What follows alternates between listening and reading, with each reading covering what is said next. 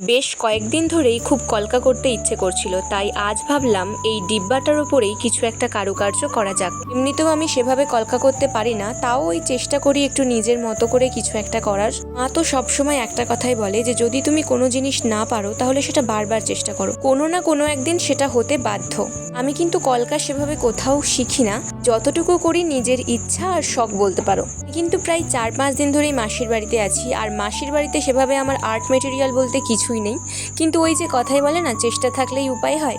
সব জিনিস তো বয়ে আনা সম্ভব হয় না, তবে কয়েকটা রং তুলি আমার সাথে প্রায় সব সময় থাকে।